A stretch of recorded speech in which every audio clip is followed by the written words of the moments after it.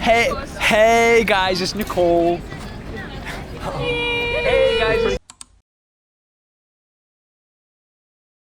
So I am recording this clip in retrospect because I forgot to record on Monday.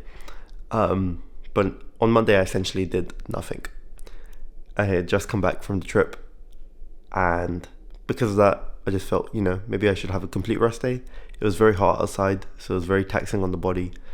So yeah, I didn't swim, I didn't go to the steam room, I didn't go to the sauna, I didn't do yoga. I just kind of sat around, which is fine. Sometimes that's okay too. It's more of a preference to have active recovery days rather than any sort of necessity, except the yoga. The yoga is a bit necessary just because stretching is good. You need to stretch. So it's after work now, so it's going to be an after work day in terms of exercise. Not my preference, but that's okay. Currently on the way to the gym, so the goal is to do about 40-45 minutes of upper body and then go on the treadmill for anywhere between 8 to 10k. Easy run, nothing too difficult, keep it casual, just get in the miles. It's not ideal for me to be wearing a hoodie because it is 30 degrees. I have no idea in 30 degree weather. No idea why London is being so consistent with its heat. This is very abnormal behavior, but it's okay, it's good conditioning. So I've actually not spent any time recording my sessions in the gym, mostly because I missed one last week because of my trip, and then I missed the other one because I just forgot to vlog it. But I think on top of that, it's also, there is a bit of discomfort because you're in a closed area, and just recording yourself, you'll end up inevitably recording someone else. And I just, I feel uncomfortable when that happens to me, so I kind of try and avoid doing it to anyone else. And some people are okay with it, I guess. I'm just a bit more awkward when it comes to this sort of stuff, so I think that's partly the reason as well. But if I can, if there's opportunity to, I will, just to kind of show a bit of what I do when I'm training for the marathons, to keep the upper body strength and that sort of stuff.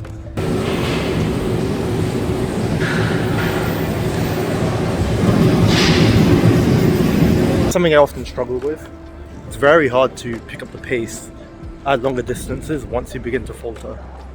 I think it's probably one of the most difficult things, and I can't do it.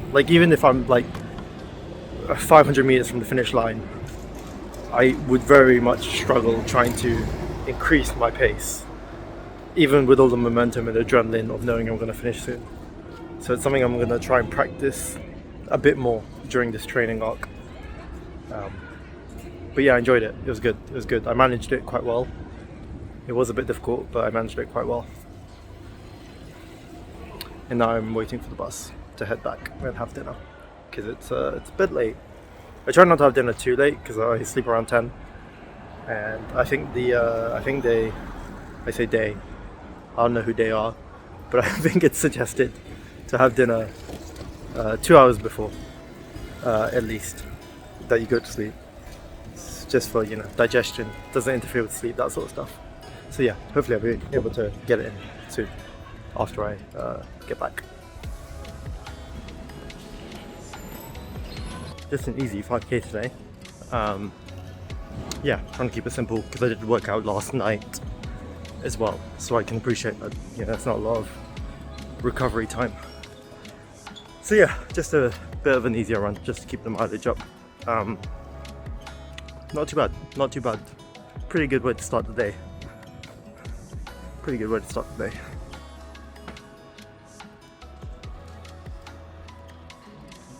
More often than not, I prefer working from home, just because it's there's a level of comfort there, better control of my schedule, that sort of stuff. But when I do come into the office, I do have a go-to spot for lunch. Now, I previously shared I am mostly plant-based in terms of my diet, but I do often go a bit stricter when I am preparing for a run, and that's primarily because the first time I ran a half marathon, I did it on the fly. Just curious if I could do it, and at that point I was vegan for about 4 or 5 months. I was trying it out, on the back of watching the Game Changers documentary. And as a result of that, after that point on, every half marathon I've done, every marathon I've done, on the lead up to it, every time I'm training for it, I always go vegan, and I am pretty strict with it. However, I took a blood test probably a few months ago now, and based on that results of that blood test, you know, it was like a genetic thing. You know, it tells me what I'm predisposed to, what I have a more difficult time absorbing, and other stuff like that. I put those results into ChatGPT, and I said, you know, according to the high quality scientific literature and epidemiology, always fuck up the word, epidemiology, I'll pop it up somewhere, epidemiology, something like that. According to those studies, what is my optimal diet? And it essentially said pescatarian. It said, you know, have fish a few times a week, have eggs a few times a week, and have dairy 2 to 3 times a week. So for the first time, when I'm training for this marathon, I'm going to take a more pescatarian approach. Yeah, and that's pretty much it. However, this restaurant that I go to every time I'm in the office, it's a vegan restaurant. And I go here because it's an Indian vegan restaurant.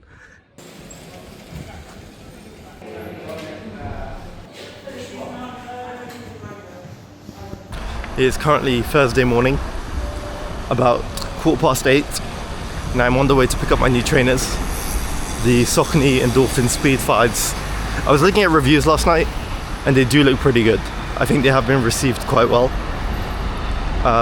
I'm currently going to pick them up near the Hoxton Haggerston area. The only issue is that it's in a cafe where I have to pick them up from, and the cafe is only open from 8 AM to 4 PM, which means I can only go in the morning or at lunchtime, because after work wouldn't be feasible. And I've opted for the morning because I actually want to try them out today. I get a bit impatient sometimes. So yeah, I am keen to try them out.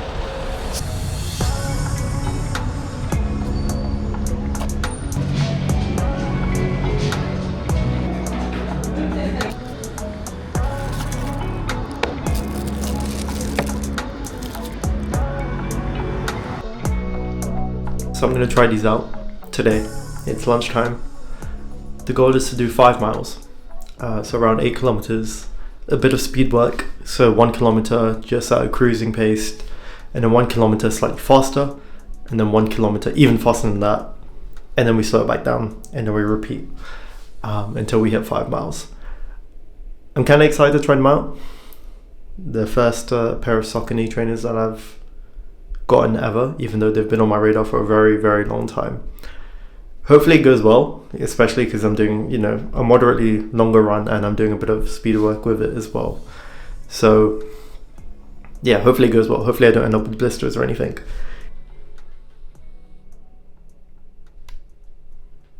So it's a moment later. I tried to put them on, and I realized they're way too tight. So they've given me a woman's UK shoe in size 8 instead of a men's UK shoe in size 10. So it's technically USA size 10 women's shoe.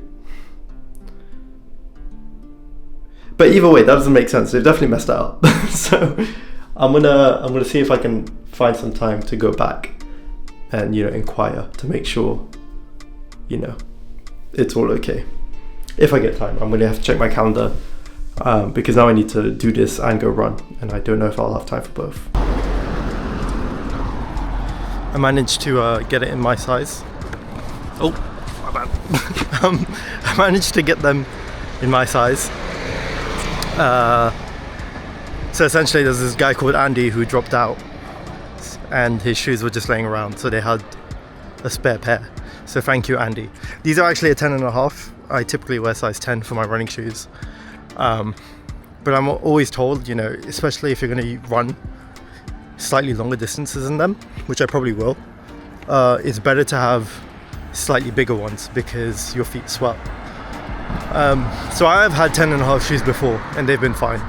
So I'm not too worried, you know, for a half size up, I think it'll be fine. But yeah, now I get to try them out. Thank you, Andy, for making this possible. and I don't have to wait a week, because they told me that I wouldn't be able to wear them until on the day if they had to reorder them. So I just finished my run. It was pretty good. I did 3 intervals of 1 kilometer slow, 1 kilometer medium, and 1 kilometer fast. And the pace breakdown was around 6:30, and then around 5:30 to 5:45, and then around 4:30 to 4:45. It was actually quite taxing. This is the first, I guess, more anaerobically inclined workout I've done since I started training. It's not too bad. It wasn't too easy, but it wasn't too bad. It was okay. I didn't push myself ridiculously hard because I didn't want to. I think it's good to, pace yourself a bit, pun intended, when you're implementing more anaerobic training into the workout, just because I find that, for me at least, that's where it's more high injury stakes. I think, you're more inclined to start feeling something in your knee or your ankle or your shins or something when you start pushing higher heart rates for a longer period of time. And I think that's probably the case with a lot of people. But back to the trainers. The trainers are really good. I really liked them. It was very comfortable. For a first run, it didn't feel like I needed to break them in at all. They were very good. They had good compression in terms of good bounce. Picked up momentum really easily, good fit. I can't complain. I think they're really good. I don't know if they're the best trainers I've ever used, but they are pretty good.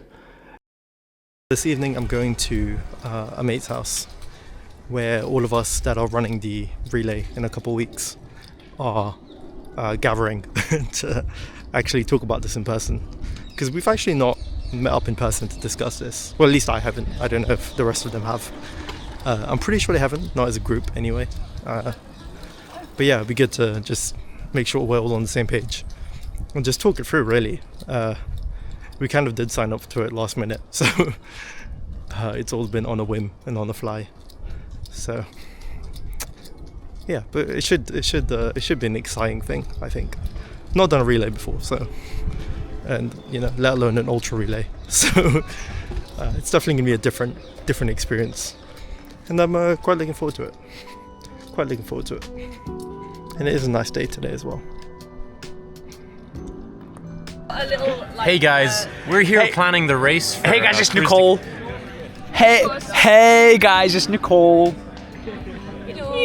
Hey guys, it's Nicole. Oh my god, you can see yourself. It's right? So It's like a vlog. Dude, this is a great camera. It was prime day.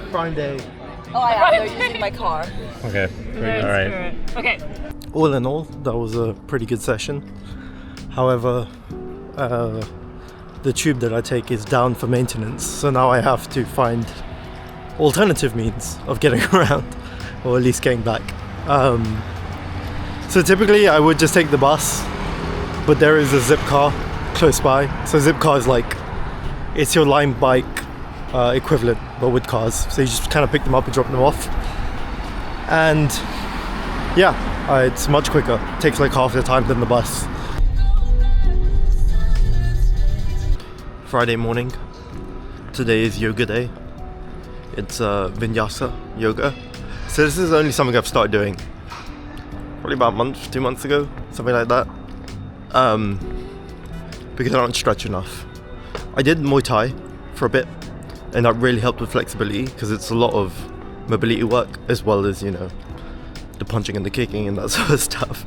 So that was really beneficial. And I did feel like my range of motion was increasing quite a bit when I was doing Muay Thai. But the moment I stopped, it kind of receded back to its kind of default state, I suppose. And I think that's purely because, the routine just goes back to weightlifting and running. And the moment you stop focusing on mobility, it kind of begins to decay. So I'm trying to do this every week. It's a 45-minute session. And this coupled with every now and then, before and after a run, I'll do some light stretches. I think it really helps to stop the body from getting too stiff and too jacked up. So I know yoga has deep connections when it comes to spirituality, meditation, both of which are things that I am into and, you know, try to practice daily. But I'm going to be honest, more often than not, it's just a very uncomfortable experience. And I think that's a testament to just how jacked up my body is, you know, in terms of lacking in flexibility. But it's always weird because it's like I attribute yoga to like being something that's, you know, quite nice and spiritual and relaxing, that sort of stuff. But when I do it, it's just struggle. It's just struggle, and I feel a bit tense. My Garmin it sort of measures my stress levels, my stress indicators, and it just says my body's very stressed the whole time. But I think that's quite funny.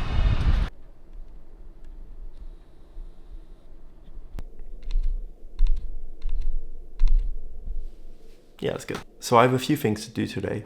One of them I've just completed, and that is order the new bike. This is a bit of a story time. Currently I have two bikes. I have a road bike and I have a hybrid bike. The road bike I probably got 11 months ago, 12 months ago, and I've been using that on my commutes to work. But before I had the road bike, I had this hybrid bike, and I still use the hybrid bike for rides around the local area. And I've had this hybrid bike for 9-10 years. I got it as I was going into university to help me get around, and I used it extensively. And I also used this to commute to work prior to getting my road bike for a couple of years as well. So I've ridden through central London, I've ridden through, you know, back alleys, I've ridden, bottom line, this bike has seen many miles, this hybrid bike. So up until a couple of months ago, I've never had an issue. Obviously I've had to get it repaired and stuff for maintenance purposes through the years because it is quite old. But I've never had an incident until a few months ago. It was a Thursday morning, it was 6 a.m. I was on the way to a Muay Thai class that starts at 6:30 a.m. And I figured I'd cut through the shopping center car park. I've taken this route before. This is not a new route. I've done this before. And anyway, this empty car park, as I'm about to turn into the car park, I'm coming in wide, you know, just to leave some clearance. And this lady on a Lime bike, which is like an electronic rental bike, comes and smashes right into me. And as she does, I go flying off the bike. The bike goes skidding on the floor. I'm on the floor, my fingers are bleeding, my knees are bleeding. It's all a bit of an incident. The woman gets up, she asks me if I'm okay. I say yes.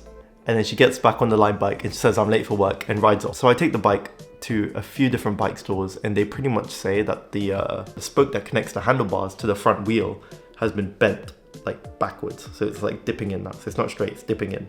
And because of that, they said it could like fracture at any moment. If I do like a hard stop, or, you know, just when I'm riding, because they don't know what the internal fracturing is like.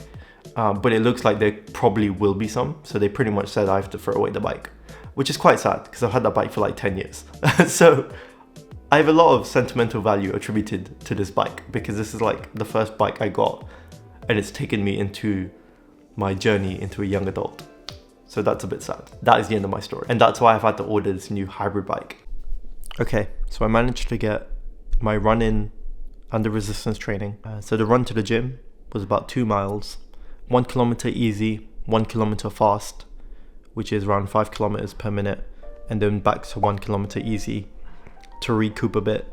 And then I did about 35 minutes of resistance training.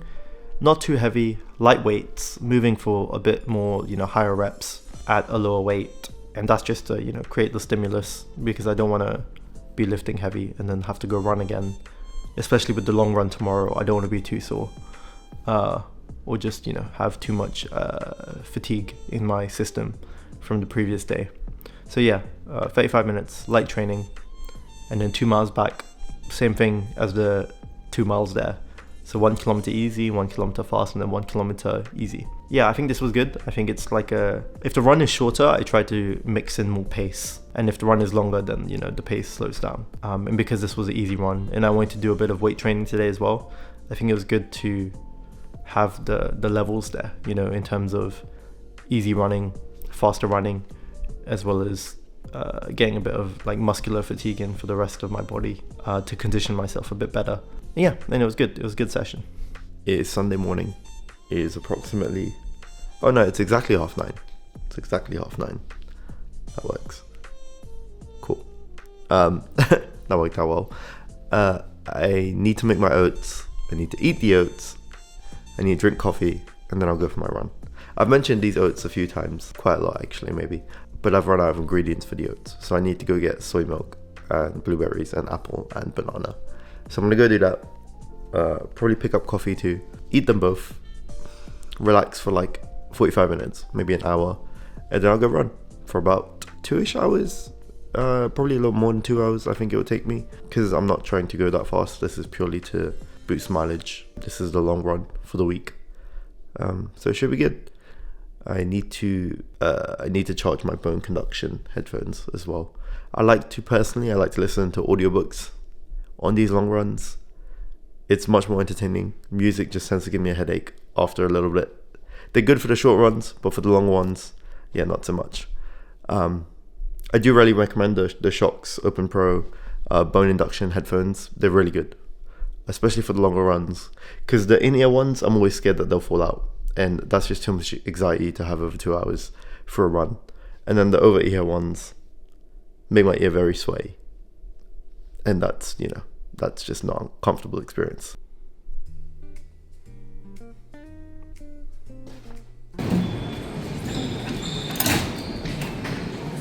Currently getting my old bike appraised. It's quite sad, but hopefully this is a step forward.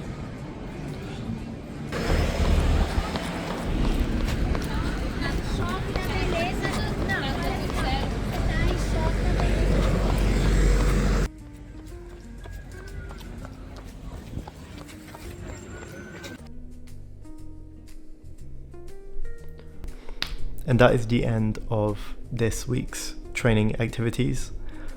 Finished off with a 20.35 kilometer run, which is pretty good. Some part of me feels like I should have just done the extra 700 meters or whatever to make it a half marathon. But it's fine. It's not gonna make a big difference in the grand scheme of things. And I'd already done my loop. I'd already been back to where I began, and then I'd have to keep going, and what's the point? So yeah, overall good session. That was a good run. It felt really good. It was a nice day outside, bit on the warm side, but I had my water pouches, my electrolytes. Yeah, it was very scenic. It was a very scenic thing. These runs, even though they may be warm when the sun is out and stuff, they are, the atmosphere and the ambience is definitely more enjoyable than if it was a bit more cloudy and a bit more cooler. Yeah, so there is a bit of a trade-off there, but anyway, a strong week. I feel good. I'm pretty proud of myself. Got the kilometers in. I think I topped up at 50.5 kilometers this week, which is good. I like that. It's going strong, it's going well, staying consistent. Yeah, all in all, a good week, and I'll see you in the next one. Thanks for watching.